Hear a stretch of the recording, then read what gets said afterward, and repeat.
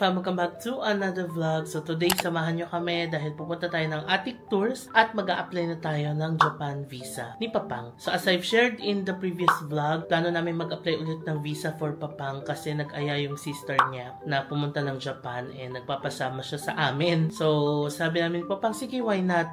And gusto niyang puntahan yung Tokyo. So sa October, pupunta tayo ng Japan. And ako, meron pa akong visa na pwedeng gamitin. Si tita ko na taga Lucena, nag-apply na siya doon and waiting na lang kami ng result. So si Papang naman, i-apply ko dito. Si Mamang gusto sana namin isama kaso nag-aalangan pa si Mamang kasi natatakot siya sa 4-hour flight, pero hopefully ma-convince natin siya, no? One of these days. But for now, si Papang muna ang i-apply natin ng visa. Na-complete yung mga requirements ni Papang. Although kapag second time application mo na pala, hindi na pala kailangan ng marriage certificate and PSA. So matagal na pala complete yung requirements ni Papang. So tara, labas na tayo. Mamaya i-share ko na lang kung ano yung mga requirements na kailangan, no? So we're gonna go to Attic Tours kasi doon talaga kami nag-apply ng visa ever since and doon talaga kami na-approve. Yung experience namin sa Attic Tours is super okay, kaya doon na lang ulit tayo mag-apply sa MOA. So tara na, baba na tayo fam and let's go to MOA. Okay, let's go na. So kulang na lang is bank certificate, no? Mamaya i-share ko sa inyo fam kung ano yung mga requirements na ipapasa natin doon sa Attic Tours. So for now, mag-dive muna tayo to Mall of Asia Arena. Grabe, 40 minutes ang biyahe mula sa bahay hanggang dito. Walang ka-traffic. So nandito tayo sa PNB sa Bay Area sa Coral Way. Yan si Papang and si Mamang. So kuha muna kami nung bank cert ni Papang. Okay, nakakuha na kami ng bank certificate ni Papang. Ayan na. Salamat po sa PNB Coral Way. Sige, punta tayo sa MOA. Papapicture na natin si Papang bago tayo pumunta ng Attic Tours. Yan, hindi ko na sila pinapunta dito. Ang init. Daanan na lang natin sila dyan. Ayun na yung dalawa. Let's go. Punta muna tayo ng MOA. SM na kami. Maghahanap po na kami ng photo studio para makapag-picture si Papang. Yan na yung dalawa. Hello. Hi.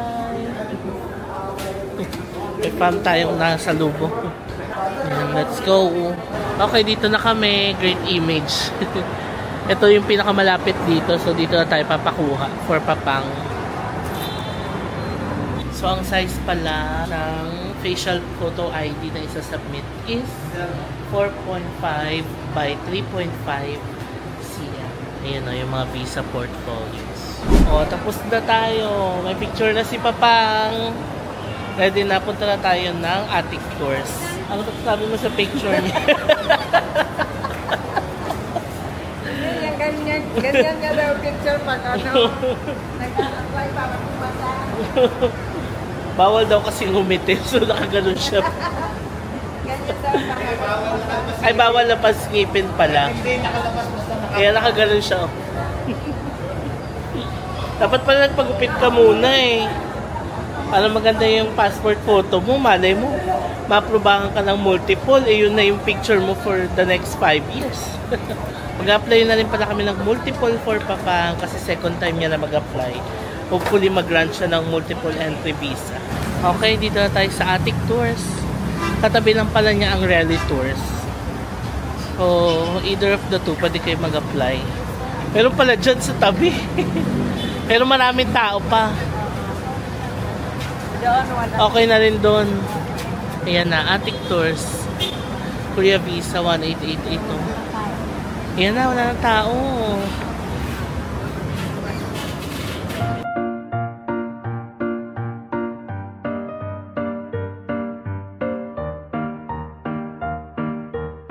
Okay, nakapag-fill out na kami ng visa application form ni Papang. So, yung mga blanks, lalagyan lang daw ng NE. Sige, try natin ipasa tapos pa-assess natin kung anong kulang. Pwede manghihiling kami ng form for multiple entry. Thank you! Kaya naghihintay na lang kami matawag dito. So, alam nyo fam, kasi in-upload ko yung outreach vlog natin yesterday and alam nyo, ang daming mga fam ang nag-message sa akin na gusto rin nila tumulong sa mga bata. Alam mo yun, sobrang makakataba ng puso na kami, nakatulong na kami. Pero itong outreach program na ginawa namin, naging daan pa, no? Para mas marami yung makatulong sa mga kids.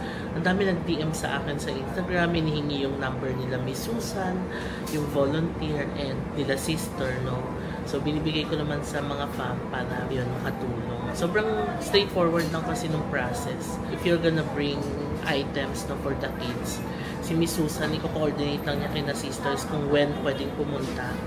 Tapos, sasabihan lang kayo ni Miss Susan kung when kayo pupunta. Tapos, pag may final date na kayo, pupunta lang kayo doon mismo sa orphanage. Dadalhin yung mga gamit. Ganun ang kabilis. So, ayun fam. Thank you so much, no, sa mga tutulong pa sa mga kids. And sa mga ibang fam natin na gusto pang tumulong sa kids, ayan, DM nyo lang ako sa Instagram para makonect ko kayo kay Miss Susan and kina sisters.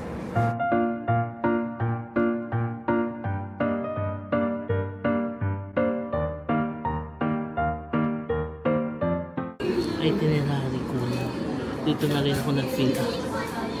So, ang fill out na namin dito is the application form, itinerary in Japan. Kaya na si Papa.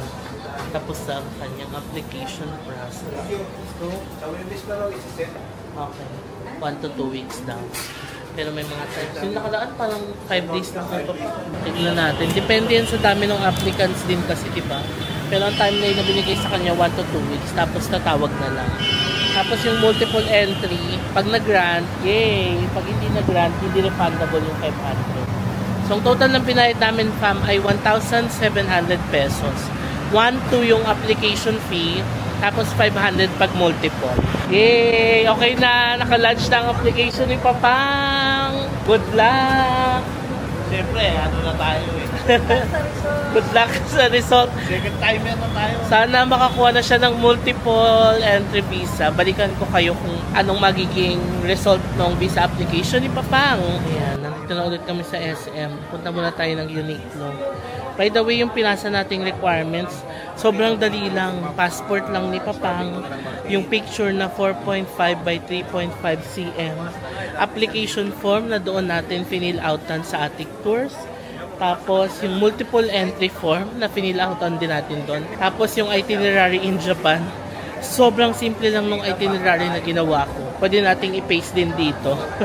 Tapos, yung bank certificate na hiningi natin sa bank kanina. Tapos, yun lang. Nagbayad na si Papang nung visa application fee na 1,200. Tapos, 500 for multiple. Yun lang, 1,700. Sobrang dali lang ng requirements no kapag second time ka nang mag-a-apply. Pag first time, may kasama pa yung birth certificate, marriage certificate. Pero since second time na, ayun, mas madali na yung requirements. Okay, merienda muna ang mga nag-apply ng visa. Dito kami sa Wendy's. Na-miss na daw ni Papang ang Wendy's. That's it. Done with our merienda. Since maaga pa, 5 o'clock pa lang, 6 o'clock mag-out si sis. Uniqlo muna. Bila natin ang parentals ng mga damit na susuotin pang Singapore. Isasama ko sila sa Singapore. Magkakaroon kasi tayo ng work trip sa Singapore. Mag-e-extend ako. Papasunurin ko silang dalawa. Para makapag-Singapore naman si Mamang at si Papang. Ayun na yung store to. Sukat mo. Ano size? Anong size ka ba sa ano? Sukat mo ng large. Ayan, large. Yung skirt mo large, diba? Tulin, maganda. Ay, may brown ka na yung binigay ko sa yung from GU. Hindi na po nakaabot sa Vloggers United. Napunta na po sa kanya. Ayan, si Mamang susukat ng skirt.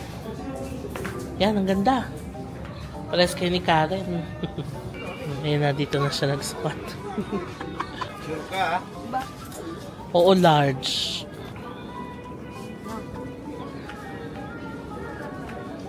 Maroon.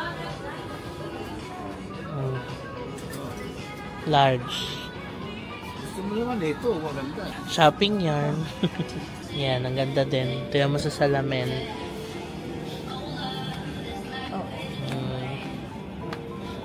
Sakto lang sa katawan mo.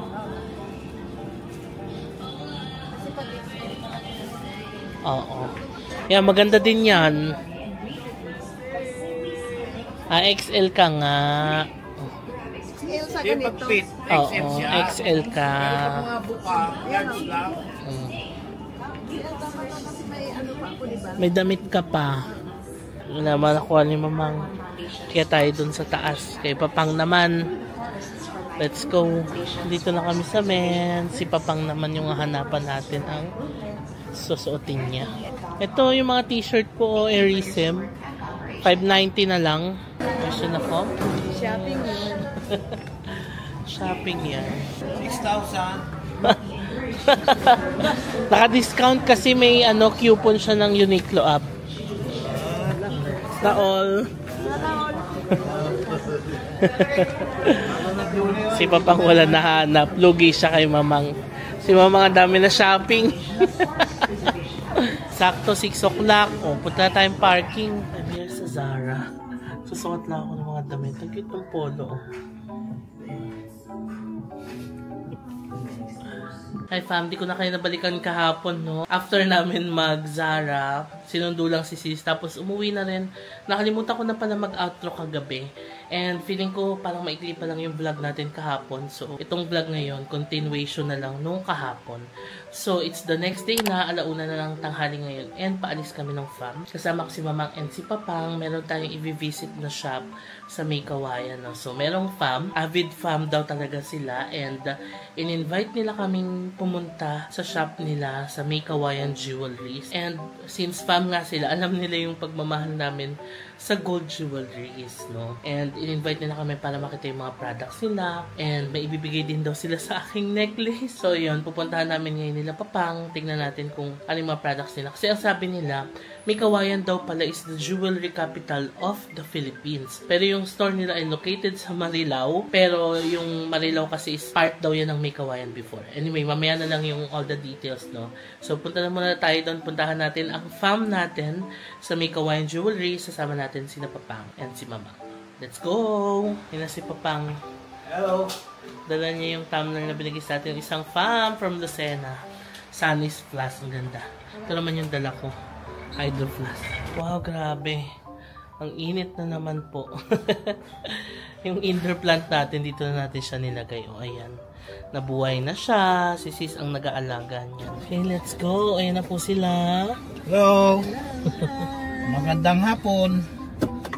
Let's go to May Kawayan Jewelries. May Kawayan.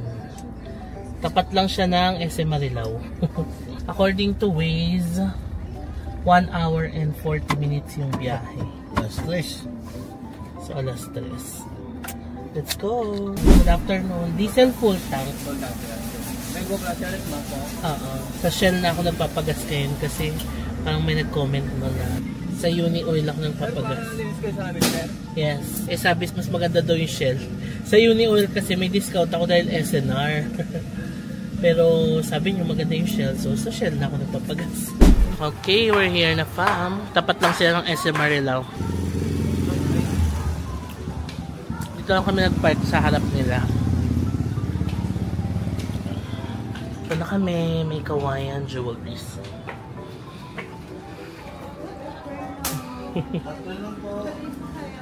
Hello. Miss Alex, hello. Oh my God! Ayan, ang ating fam. Uy, ang cozy! Wow! Thank you. Sila mga at Papang.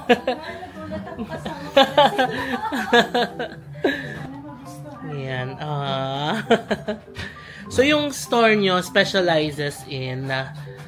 Actually, any type of jewelry talaga. Pero, mostly, wedding rings at saka engagement Wedding talaga ring. yung ino-order na mas marami. Oo. Pero lahat talaga. From earrings, Bracelet, necklace. Lahat yung mga terno-terno, ganyan. Yeah. Okay. Ayan, may gift sa atin si Miss Alex. Eto, yan. Okay. Ay, ang cute. Yan. Oh my gosh. Oh. JM. Initials. Oo nga. Ayan, fam. Pakita ko sa inyo. Oh, ang ganda, no? Yeah, I hope you like it. Yeah, I love it. Yeah. Lab-grown diamonds yung nilagay natin. Lab-grown diamonds. Okay. Tapos 18K 18K. gold siya. Yeah. Okay, nice. O, diba? Ano, mamang? Okay. Ano, dalawa yung pinagawa kong ano nito. Ang tawag doon yung argolia. Pinaka-ano niya. Kasi, I'm not sure kung gusto mo ng mahaba or gusto mo ng maiksi lang. Yeah. So, ang pinaano ko is, meron para dito mo siya ikakabit or dito sa pinaka-dulo niya. Okay. Ganda naman. Ay, I like it. Oo nga, sakto lang siya. Uy, ang ganda! I love it. Yeah, sakto lang. Oo. Anong tawag dito? Argolia. Argolia, Oo. okay. Kasi kaya ako nagpalagay, baka kasi gusto mo mas maiksi. Oo, pag mas maiksi, magiging ganyan naman siya. Oo. At least pwede ko siyang pwede mo i-layer. siyang i-adjust. Oo. Ganon. Nice, I love it. O, diba? Isang total ng 18K gold chain and pendant is 39,400. Ayan. Ang ganda. I love it. Tapos meron silang certificate. Para saan yung certificate? Ano lang siya, in-house certificate of authenticity. Mm. Para alam ng mga buyers na we provide yung authentic gold talaga and mga gems, diamonds. Okay, lab-grown diamond. So ngayon mo lang nalaman na ang Make Hawaiian ay jewelry capital. Yeah, oo. Kahit sila mamang, hindi nila alam. No. Make Hawaiian pala is the jewelry capital of the Philippines. Tapos yung Marilao pala used to be part of Make Hawaiian. So as well as Santa Maria, yung San Jose del Monte, Valenzuela, Pandi, Bukawi, malaki. Ang laki. Isa ang bayan ng Make Hawaiian sa kino-consider na malaking bayan noon sa Bulacan. Kaso nga lang, syempre, nag-evolve ang mga cities na biyak-biyak na siya. Yeah. So, hanggang sa naghiwa-hiwalay na. Ganun ang nangyari. Yung Kaya palang marami history. din mga nag-aalahas dito sa Marilao, sa Valenzuela, meron din mga nag-aalahas, ganun. Nice. Pero Make Hawaiian talaga. Yan ang industriya ng Make Ang Make Hawaiian. Pag-aalahas. At saka balatan. What's balatan? Leather? Yes, leather. So, kung ang Marikina is sapatos, ang Make Hawaiian is alahas at leather. Yun naman siya. Doon siya kilala. Nung araw nga kapag kayo nagpa-pass by ka dyan sa MacArthur, pag naamoy mo yung mabaho, sinasabi nila, ay, nasa Make Hawaiian na tayo. Kasi yung leather, yung pag-process po ng leather, maamoy po talaga siya. Galing! It's nice to know. So, pwedeng pakita natin yung ibang products natin. Yung mga products nila. Collections, meron pa rin sa ibang store namin. So mayroong iba't ibang branches. Oo, meron kami sa Quezon City at saka sa Pampanga. Saan kayo sa Quezon City, Miss Alex? Sa may Viña Residences, katapat ng Trinoma Mall. Okay. Napupunta ka nga pala. Oo, Trinoma. Oo, napupunta ka ng Trinoma. Tapos Pampanga din. Tapos sa Pampanga, mabalakad naman yung branch namin doon. Pero by next year, lilipat na kami ng San Fernando. Okay. So tatlo talaga yung branches namin. Tapos this is the main branch. This is the main branch. Nice. Okay. Pakita natin yung mga products nila, Fam, ha? So kung interested din kayo na bumili. So ito yung mga rings nila. Pwede rin magpagawa, customize, yes, no? Oo, actually, yan ang namin. Nag-customize talaga kami. Ang galing. So lahat. Handcrafted. Nandito lang sa kabila namin yung paggawaan niyo. Oo. Kabilang room. Galing nga. So ayan yung mga rings. May sample prices kayo. Yung ito, mga naka-attach na siya. Okay. Ito, pakita natin.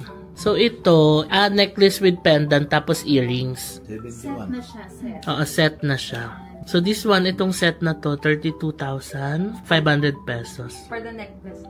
Okay, for the necklace. So, yung for the earrings, it's 37,800. Oh, so ilang grams siya? Ano po siya? Approximate 3.5. Okay. Tapos may diamond siya. Natural diamond na po lahat. Nice. Okay. Ito naman is an earring din. Yes po. And how much is this? 65,000 pesos. Pero ang dami niyang diamonds. Studded diamonds. Ito naman, fam, is a bracelet. 18K, 44,700. Pero mabigat siya, 8.93 grams. Yan o. Ang ganda o. Tapos bangle. Order. Talaga? So usually yung mga nag-order yung papakasal, Yes. Tapos hindi lang naman mga papakasal. engagement. Yung mga gusto talagang ang nire-regalo alahas. Oo. Okay. Kaya Nice. ang isa din mabenta sa amin, yung mga set, earrings, pendant, Kasi pang-regalo. pang-regalo. Oo. Lalo na sa mga mother. Correct. Ganyan. Oo. Ito pala eh. Si Mamang eh. Oo nga eh. Pag kailangan natin regaluhan, may kawain jewelries pa-order ng ano. Yan pa yung mga sets nila, fam. Para magka-idea kayo. Pero kung may design ako in mind, Yes, pwede. Yes, pwede ako. Okay. So, katulad nitong necklace ko, na ano kasi letter. So, pwedeng ibigay yung letter na gusto nila sa inyo. Tapos, actually, di ba, may napili kang font. Hinanap din namin kung ano yung mas bagay doon sa J. Kasi, Oo. yung nung M na siya, Mm-mm. parang wala siyang kakabitan nung letter J. Okay. Kaya sabi namin, parang kailangan pa natin hanap ng iba pang font para pagka yung ganito, parang wala kasing kakabitan, yung pinaka-M. Oo. So sabi ko, hanap pa tayo ng iba kasi kailangan hindi siya magmukhang I'm. Oo, Diba? correct. Yun. JM na I'm. Oo, JM talaga siya. Tapos sabi Yeah. ko, lagyan natin ng diamonds tsaka yung, may ano kasi yan eh, yung finish. Mm-mm. Yung dito niya is sunblast, kung tawagin. Mm-mm. Para magkaroon ng distinction na JM talaga siya, hindi I'm. Yeah. Yun. Nice. O, diba? So, pwede kayo magpa-customize. Paano kung mahaba? No. Hanggang tool. Talaga? Kami, yung meron din kaming as in full Ako nyari, name. Ann. Oo. Yes, meron din talaga siya. Julie. Oo. Jessica, ganyan. Oh. Jenny, mga ganon. Oo, meron din talaga. Karina. Kanina ba si Mama? Oo. So, kung gusto nyong magpa-customize ng mga jewelries, you can contact them. We're gonna put their contact numbers dito sa screen para contact nyo sila.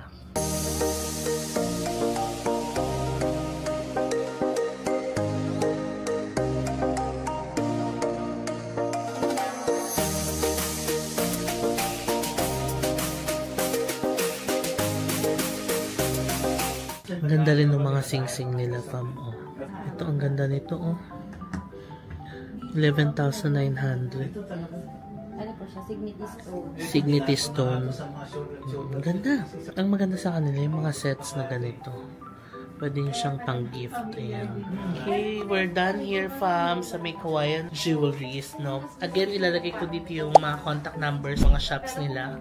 3 branches, may Kawayan or Marilao, Quezon City, and Pampanga. So, nakalagay naman yung mga addresses nila and contact number. Kung gusto nyo magpa-customize ng mga jewelries ninyo, any rings, necklace, bracelets, no, engagement rings, kung may mga pagbibigyan kayong mga gifts, pa-customize kayo sa kanila, kontakin nyo lang sila dito. Let's say goodbye to Miss Alex, no? Ayan. Bye, ating fam. Thank you so much for coming. Ang dami naming napagtsikahan na dito. Thank you. Sige. Ayan na si Papang and si Mama. Hello, bye-bye. Balik kami dito sa sa anniversary nila sa March Puhon. Thank you. Thank you. Ayan yung store nila. Sorry, may customer sila. Let's go. Tabi lang ng shop nila yung pagawaan nila, fam. Oo. Galing, no? Ito yung building nila, fam. RVD building. So, kung malapit kayo dito, can go here. Diyan lang yung SM Marilao sa tapat nila. So, pagpasok lang dito. Close to the sun.